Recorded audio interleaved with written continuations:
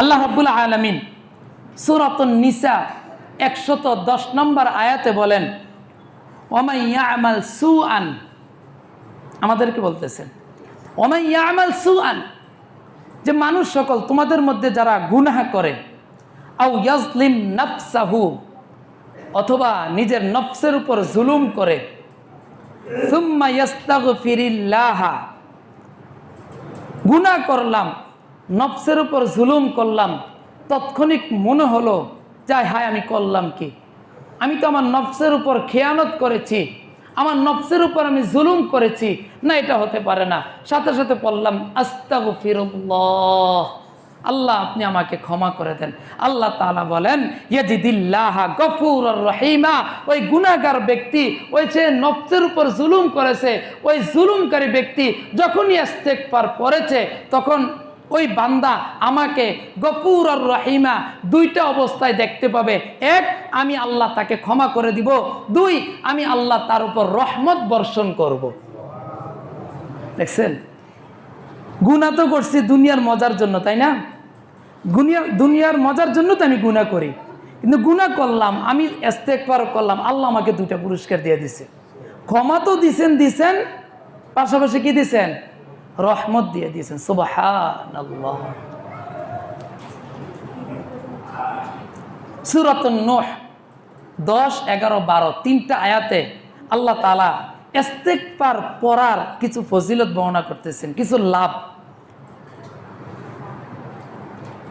আল্লাহ রাব্বুল আলামিন বলেন ইস্তাগফিরু রাব্বাকুম, যে দুনিয়ার বান্দা সকল তোমরা তোমাদের প্রভুর বেশি বেশি ইস্তেগফার করো, তোমাদের প্রভুর নিকট বেশি বেশি ইস্তেগফার করো। আমাদেরকে বলতেছে আমরা কার নিকট ইস্তেগফার করব?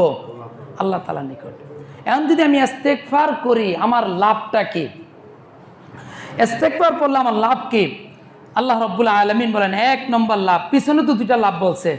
1 নম্বর আল্লাহ তাআলা আমাকে ক্ষমা করে দিবেন। 2 নম্বর আল্লাহ তাআলা আমাকে কি দিবেন?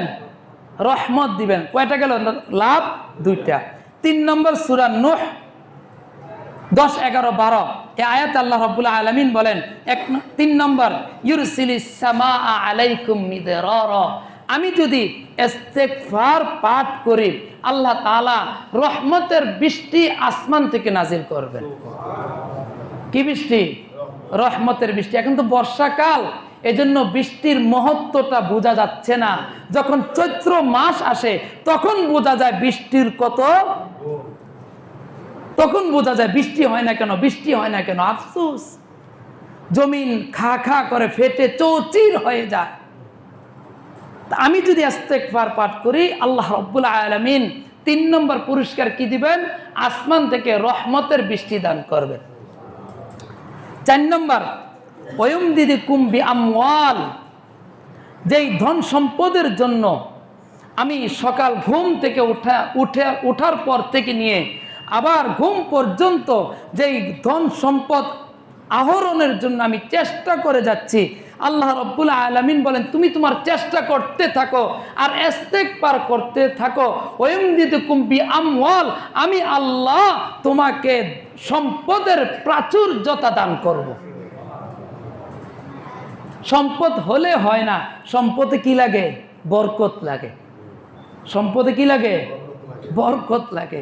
একজন মানুষ প্রচুর টাকা কামাই করে কিন্তু পালায় পালায় থাকে, ঠিক মতো খাইতে পারে না, ডাক্তারের পিছনে সব টাকা চলে যায়, ওই ব্যাপতে টাকা নষ্ট হয়। আরেকজন মানুষ অল্প কামাই করতেছে, খুব বউ বাচ্চা নিয়ে অনেক শান্তিতে আছে, তার ওই কম টাকার মধ্যে কি আছে? তাই মানে এটা না যে বেশি টাকার মধ্যে বরকত নাই, বেশি টাকাতেও কি আছে? বরকত আছে। মূল বিষয়টা হচ্ছে কি? আমার সম্পদে বরকত। আল্লাহ তাআলা বলেন ইস্তেগফার করো তো বান্দা, আমি তোমাকে সম্পদের প্রাচুর্যতা দান করব, সম্পদের মধ্যে বরকত দান করব। কয় নম্বর পুরস্কার গেল? 4 নম্বর। 5 নম্বর, ও বানিন, আমি আল্লাহ তোমাকে নেককার সন্তান দান করব। কি সন্তান? সন্তান তো হতে পারে, সেটা কি নেককার না বদকার? আল্লাহ তাআলা বলেছেন নেককার সন্তান দান করব। যদি আমরা কি পড়তে পারি?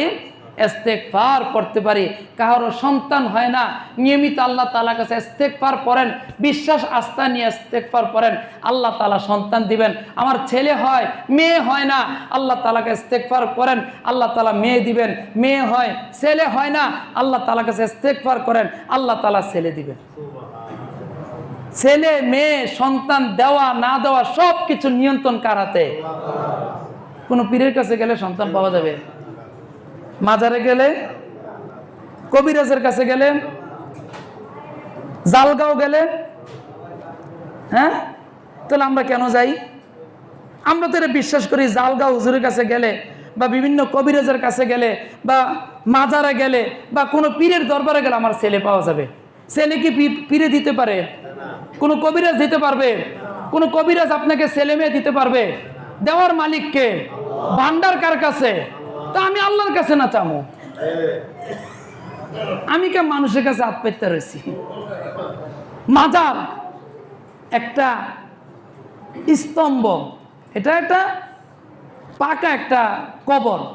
এখানে গিয়ে মানুষ আল্লাহ, যে আল্লাহ তাআলা মানুষকে সৃষ্টির সেরা জীব করেছে, সে মানুষ যে একটা পাকার কাছে যায় সেজদা দিয়ে বসে রয়েছে। আফসোস, আল্লাহ তাআলা সবাইকে পরিপূর্ণ হেদায়েত দান করুন। তাহলে বলছিলাম কি, 5 নম্বর পুরস্কার, ইস্তেগফার করলে আল্লাহ তাআলা কি দিবেন? নেককার সন্তান দান করবেন। 6 নম্বর, ওয়াজআল লাকুম জান্নাত, আল্লাহ রাব্বুল আলামিন ফল পাকড়া, ফল ফুল আল্লাহ তাআলা বাড়াই দিবেন। এই যে খেতি ফসল করি না, আল্লাহ তাআলা ফসল আদি বৃদ্ধি করে দিবেন, গাছে গাছে ফল দিয়ে দিবেন, ফলের মধ্যে বরকত দিয়ে দিবেন। আমের ভিতরে কোনো পোক থাকবো না, কাঁঠাল কোনো পানসা লাগতো না, মিষ্টি মিষ্টি কাঁঠাল হবে। কে করে দিবেন? আল্লাহ তাআলা করে দিবেন। কারণ এটার ভিতরে কি আরো নিয়ন্ত্রণ আছে? আম কাঁঠালের ভিতরে আরো নিয়ন্ত্রণ আছে? নাই। গেল 5 নম্বর। 6 নম্বর, ওয়াজআল লাকুম আনহারা, আল্লাহ তাআলা নদী নালাগুলাকে প্রশস্ত করে দিবেন। নদী নালাগুলাকে কি করে দিবেন? প্রশস্ত করে দিবেন। এখানে 6টা গুণ